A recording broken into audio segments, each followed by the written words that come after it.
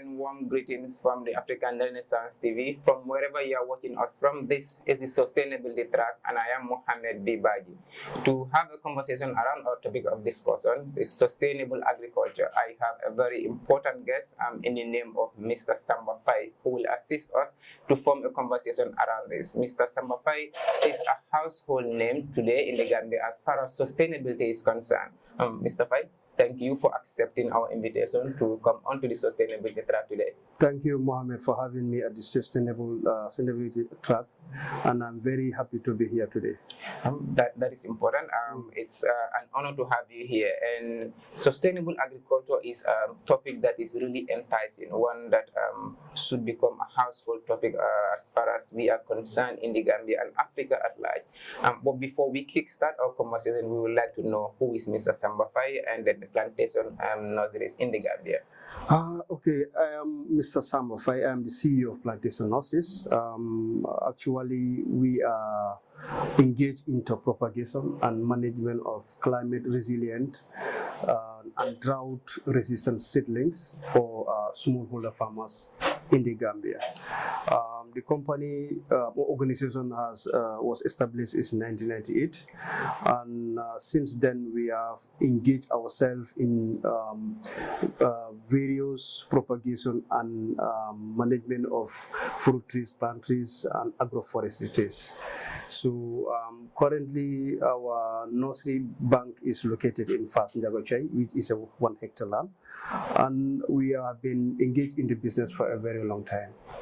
So basically, this is just a preamble of our organization. That alone is huge. Looking at that date from 1980, date is not just not 2 days. Yes, that is important. Okay, so how did you really get into the plantation farm, plantation nursery business in the Gambia? Well, actually, my dad started it in 1990 when I was very young. Okay. And he started it at a very small scale level. So it was like just a backyard nursery farm that we used to have. So from there we started having our forest. We have started transplanting those trees to our forest. So do you understand?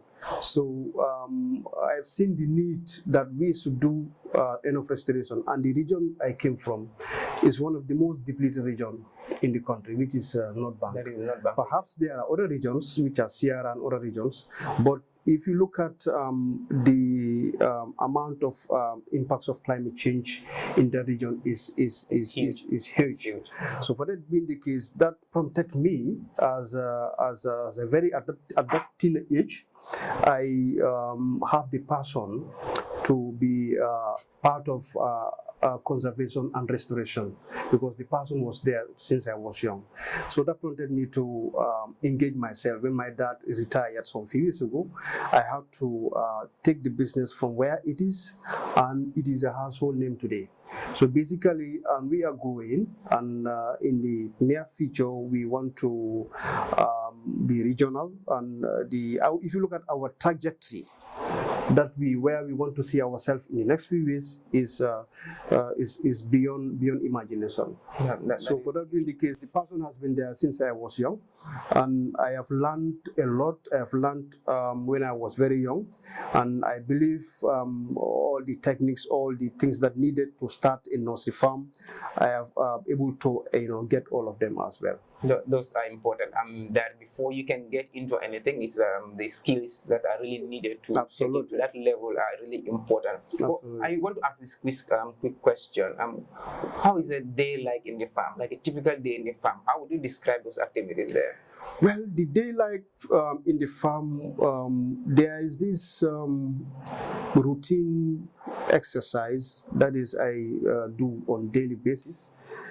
Whenever I wake up in the morning, the first thing that I do, I have to go around to all my plants, seedlings, and so check them, because sometimes these are some of the routine things that you need to do.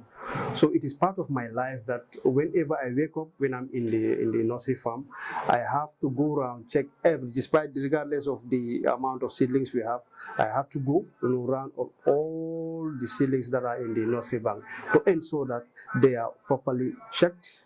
There are no intruders, like for instance animals or human activities, to ensure that they are all in place in their right places. So it is something that is part of me. It's a daily routine. That's how exactly what I engage myself whenever I find myself in the nursery farm. So I have some workers in the farm that are employed, so they are also part of the routine job. So I'll ensure that every responsibility, every member of staff is given his responsibility to ensure that if you are responsible for plowing, if you are responsible for weeding, if you are responsible for applying pesticides, you ensure that you are on your job and make sure that the trees are well taken care of. So this is exactly what I found myself in my daily routine in my farm. That is a typical day in the life of a CEO that we can always have, and that is important because supervision and then management are really important. These plants are the how do you call the products, and then they are like the human-like people that you can really manage at the farm's level. So those are important.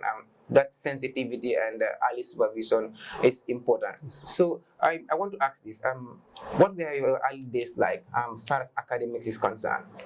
Well, like I said, I started this nursery plant. My dad started it when I was very young, and when I was going to school after finishing my grade 12, I had to do tertiary education from there, and you see myself working in unconventional spectrum or organization. You will amaze, okay, why people like me have not ventured in other fields of academics. Yes. So basically, I found it very motivating when I see, in fact, myself in the midst of plants. Do you understand? When I see myself in the midst of plants, I felt myself, because there's this passion that is in me. I felt there should be a continuity. Though it's very unconventional, but I love the passion I have for it is very enormous. So basically, that's why I decided to go for it, and I am in it up to where got by where I can find myself. But this is the bottom line. I am continuing from where my dad starts. As far as you are concerned, this is that dream life that you've seen yourself in, and it's important that you are living it today. Exactly. Okay, so let's talk about the benefits of the plantation nursery. What are some of those benefits that you think is there for the society? Well, the benefits are enormous. If you talk about plantation nurseries, we are engaged into restoration and conservation. So when you talk about restoration and conservation, before you engage yourself into restoration and conservation, is basically you need to get these products, these trees. So what we do, we propagate different kind of trees that are fruit trees, plant trees, agroforestry trees. These are things that are found within the Gambia and the sub-region. In the sub-region. Okay. So these are some of the things that we do, that is conservation and restoration. So the benefits here is to ensure that the degraded lands, the deforested lands, the soil erosions are well properly managed. Do you understand? So that's why we thought it is very worthwhile as an organization that is engaged in conservation and restoration. We ensure that we do a lot of conservation and restoration. When you talk about, there's another thing which is the cultivation, because there are some fruit trees that are changing the life of some individuals. That is, we engage in the propagation of fruit trees. And when you talk about fruit trees, you are talking about cashew, oranges, lemon, just to name a few. So basically, these are fruits, or these are plants that will yield profits. Economic benefits. There are economic benefits. So I'm talking about the economic benefit perspective of plantation nurseries. Okay. These trees have been planted in so many communities, and today, if you go to North Bank, when you talk about cashew plantation, we are number one. We have the biggest plantation, cashew plantation in the region. So when you talk about economic benefits there, we are changing the lives of people by creating employment. We are changing their lives of people, engaging them into tree planting, especially on fruits, so that they can also have income in their life, so that they can benefit their families as well. The other benefit that I can say is like we create education. That is, we do training. Okay. We educate some farmers, because seedling propagation, seedling management is not a child play. So that's why when people see us having this magnitude of seedlings, it's not a one-day thing. Number one, it's very capital intensive. Number two, it's very labor intensive. Do you understand? So there are a lot of challenges. There are a lot of rough routes. So for some people, we have to intervene, bring them on board, train them on how to manage some seedlings, how to use some kind of seeds, because there are some challenges. Sometimes they feel it very difficult to know the type of soil that you can use, the type of seeds, species of seeds. You don't know. Some of them, they will just go and start doing kind of propagation, this germinate. No, but there are some seeds that are very difficult to get. We understand, and the way some of them do it is very difficult. So that's why in the educational aspect of it, we train them, we educate them, the type of seed and the type of climatic condition that you should start germinating. Do you understand? So these are some of the benefits you can get. So the other one is we do a lot of restoration in the North Bank, because like I said, the region is very depleted. It's one of the most deforested regions in the country. So what we do is to engage some communities by giving out some seedlings every tree planting season. Last year alone, I gave out more than 6,000 seedlings for different communities. That's huge. Yes, that's huge. And so the impact of that on the environment is something that would not just be felt within the region. This is something that can go beyond the region, beyond the country, in fact. Exactly. Looking at the climatic conditions. Exactly, because this is part of our corporate social responsibility. We are not in this business to make wealth. Do you understand? But we are in this business to have impact on. Important. Yes. I think whatever there are benefits and challenges should be there. But before we come to the challenges, I wanted to know some specifics here as far as the seedlings are concerned. What are some of those varieties of seedlings that are available at the farm?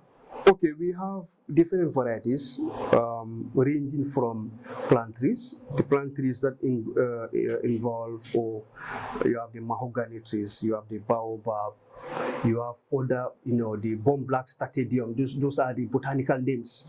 If I have to say it here, some of them you think that I am. Yeah, I am. So, but these names. Yeah, you have the bomb black statidium, which is called the taba. In the Mandinka, you have the Bunkungo, you have the Bantango. I can call it in their local language, but if I start naming them in their botanical names, it will be very strange. So basically, we have these plant trees. For fruit trees, we have oranges, we have baobab, like I said, we have avocado, banana, cocoa, even palm trees. Okay. Do you understand? Pow. So we have we have over more than 25 varieties. Now, by extension, we also want to have vegetable seedlings. We started it, and before I forget, we started these mangroves, mangroves as well. We started having these mangroves because if you look at mangroves, to get the proper goals is very difficult. Sometimes it's not that seeds that you have to germinate. You have to go to the wetland, get the proper goals. Because they are in wetlands that are salt intrusion in it. So if you want to change to soft water, it's difficult. So we have done that experiment, and we've realized there are some mangroves that can still grow in fresh water. Okay, those are important. I wanted us to jump straight into the challenges, but before, it looks like the time has run out for the first break. So let's go for the first commercial break, and from there we can continue on the discussion. All right, thank you.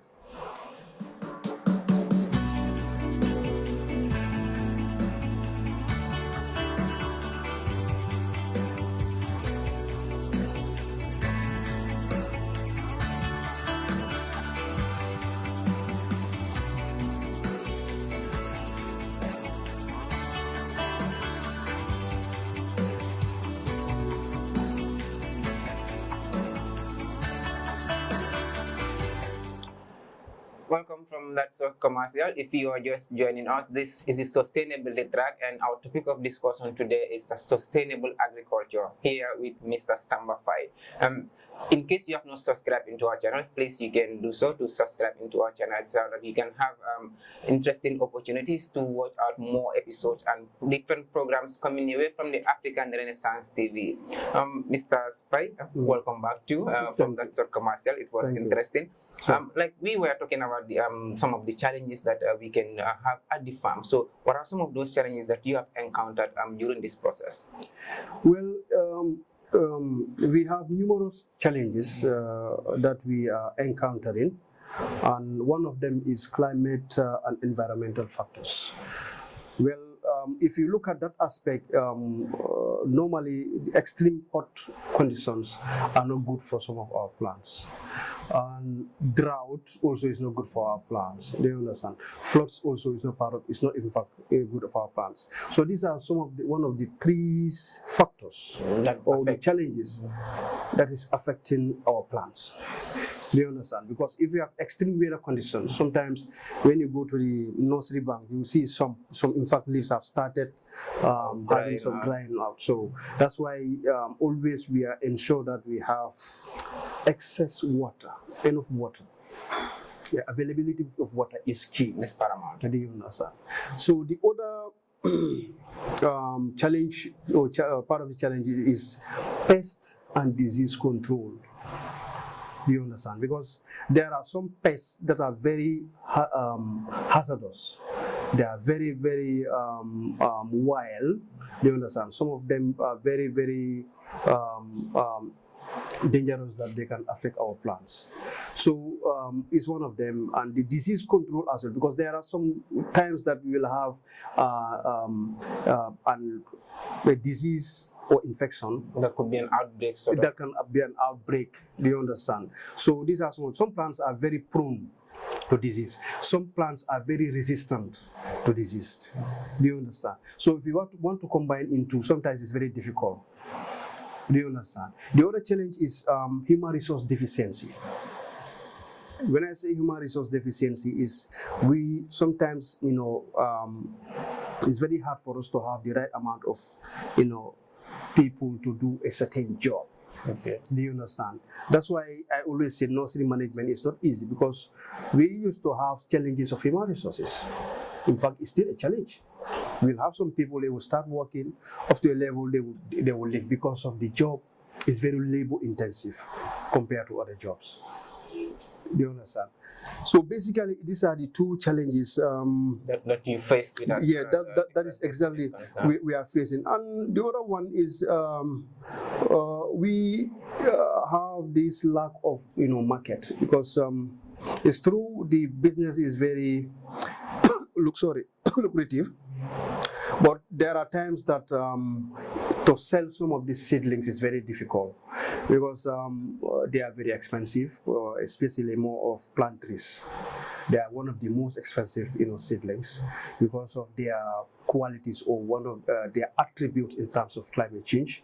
Number one, they are drought resistant, they are climate resistant. For instance, baobab. You see this baobab tree, the impact it is doing? It's drought resistant, number one. That is, it absorbs a lot of water during the rainy season. Okay. Do you understand?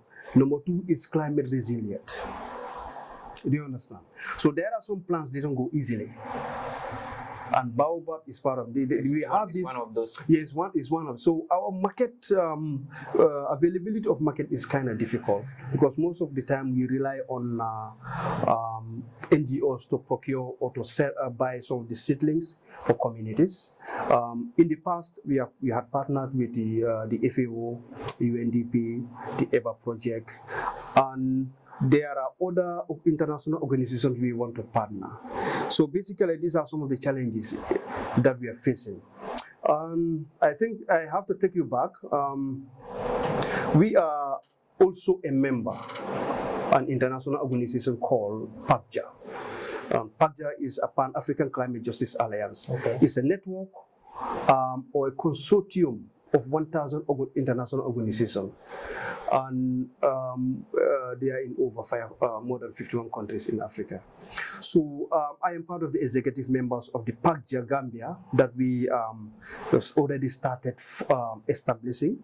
We are working on how to establish the PACJA Gambia platform.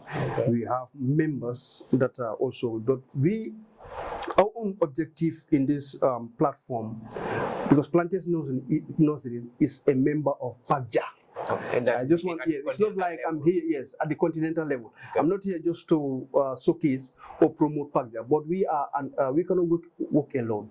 So we decided to associate ourselves with such an international organization that can take us where we want to see ourselves. Do you understand? So this PACJA is basically talking about climate justice. Do you understand? At the grassroots, CBOs, what is community-based organizations, indigenous farmers. So you understand. So these are some of the things we as Plantation Nurseries and by extension PACJA. All right, we will proceed. So those are important because I'm looking at that. This is looking at the magnitude of what you do. This is something that you cannot do all alone. I mean, as an organization, as an individual organization, exactly. You would need partnership, you need collaboration exactly. from all stakeholders within and outside of the Gambia. Exactly. So those are important. Sure. But I want to ask this question. What are some of those drivers that really made you take such an offbeat, if you like to call it, unconventional career? It's important because I think looking at the academic trajectory of many people, look, you going back into agriculture, what are some of those motivations? Well, what motivated me, I believe the only way that can take us to the promised land is agriculture. It's the only way that can develop this country. So me going back to the unconventional, I believe is something that I am benefiting right now. Because today, well, I can dress nice, put on my suit, drive my nice car, walk into an office. It's a very noble job. But by extension also, farming is also a noble job. It's a noble job. Today, if you see, because what I've got in my life, I got it from farming today. So the person is there. I'm not there for economic interest, but I am there to ensure that agriculture is also part of life. It's not like it's a hobby.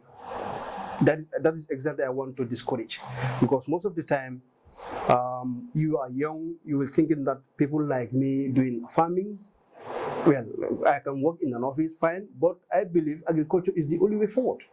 So that's why I decided to immerse myself into it to make sure that this country, reach to the promised land. And it's not only government who can do that. It has to be. It has to be a collaborative. So that is the problem. We don't have to rely on. I'm not pro-government, but what I want to say here is like we as youth of this country, we are the only who can take this country where it should be.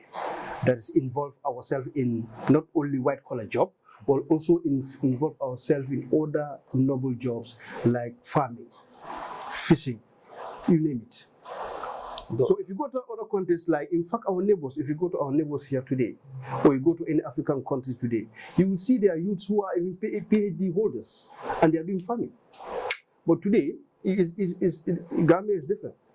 You see some, personalities with high accolade, they always want to depend on what? They always go on the four corners of the office. Formal sector. Do you understand? That's the fault. That's why always you have to come out from your comfort zone. Do you understand? To face challenges. So, and by extension, you are also contribute to economic development. Those are important. I asked this question because I wanted to promote to transition into one of the last questions that we might have due to time. How does the society generally benefits from the plantation nursery going forward, especially in the face of sustainability and climate change? Well, the societies benefit a lot of things from plantation nurseries. One, like I said, we used to train people, even at community level. We, call them In fact, we encourage them to do nursery seedlings in their backyard. One, it improves their economic livelihoods. Do you understand?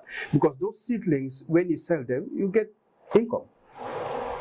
That's one of the impacts that we are doing. One individual or the society. Do you understand? We are doing employment. Those people that we're employing are within the region. Do you understand? So we are creating green jobs in a nutshell.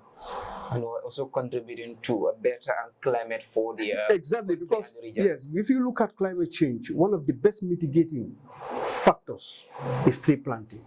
Because if you look at what trees does, it's very important in our climate because trees, they absorb carbon dioxide. If you look at the extreme heat in the society, it's because the cause of what? Greenhouse gas. Do you understand? So trees in that matter, they absorb carbon. So, for instance, now, if you look at the North Bank now, if we had a lot of trees in the North Bank today, well, I'm not saying we are going to be affected by climate change, but it is going to be very minimal. The effect will be very small compared to the amount of land degradation, the amount of deforestation that we have in this region. So we are doing that by contributing, that is giving out a lot of trees to different communities. Like I said, we've donated last year over 6,000 trees, and that is not only last year. I remember in fact, some people used to come to nursery farm. We give them, seedlings free of charge. Free of charge, they go and plant it in their communities. So you see the impact that we are making. And also, when we started, especially in 2018, 2021, these were one of the biggest or the most challenging seasons. One, we have the biggest project in terms of tree planting or restoration in the CRR and URR. Secondly, we had one in 2021 in North Bank. So we've employed some youths who normally, and we have in fact hired some vehicles to transport the seedlings to different villages over more than 50 communities. Africa would be a better continent and a better region, especially in the face of environment. So that is important. But due to time, I think we'll take one more question, and then from there we can try to see how we wrap it up. Okay. And that would be, what are the plans for plantation nursery going ahead beyond 2022, 2023? 2023, yes. We are planning to have the biggest greenhouse that can accommodate more than 1 million vegetable seedlings. The plans are underway. We want to go regional. Our next target is to go regional. Our neighbors, we want to have at least one seed. Before going to regional, we want to ensure that we have every region. We have a nursery bank. Every region, that is our plan. We want to have every region a nursery bank. Then thereafter, we want to go to the beyond the borders of the Gambia. But the most important thing here is for us to have our greenhouse, which that can accommodate over 1 million vegetable seedlings. That is our plan. Yeah. Okay. Those are huge plans that when that comes, and then with the trajectory that you have, that is all hopes that you're going to get there somehow soon, and those are important. But due to time, this is all we have for as far as the sustainability track is concerned. But before we end this show here, we will let you have some final remarks on this show. Yes, thank you for having me. Like I said, this is a very important session, and the track you are going, like you call yourself sustainability track, you are going in the right direction, because this is what we need. People need to know exactly what some people are doing in this country. You are doing a very wonderful job, and I will most encourage you. There are some challenges you might face, but there should be light over the tunnel. So keep up the good job. And all the people that are working in the sustainable track, they have done a lot. They have done so many things. This is the first time I am, in fact, this is the first time I am having an interview, but this is not the first time I've seen some of your footages, which I really appreciate. And we are willing to work with you, Plantation Nurseries. We are Pagja also is willing to work with you, and in the future, I think we can collaborate and try to partner in a mutual, benefit. Those were remarks from Mr. Samba Pai, the CEO of Plantation Nursery in the Gambia. Like you have quoted us, right? For partnerships and the collaborations with the Sustainability Track, it's an open door policy for every organization or individual out there. In case of you've not still subscribed into our platforms, we can do so. That way, YouTube and other platforms can always recommend our episodes to different individuals for a better community. Until you come way again with more interesting episodes of the Sustainability Track and interesting programs from the African Renaissance TV, this has been Mohammed Bibaji, and thank you.